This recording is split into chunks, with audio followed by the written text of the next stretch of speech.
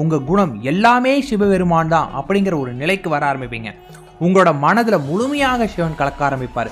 இந்த நிலைக்கு நீங்க வர ஆரம்பித்து ஒவ்வொன்றா தேடி தேடி தேடி போகும்போது நீங்க தான் உண்மையான சிவபெருமானுடைய பக்தரா மாறுவீங்க.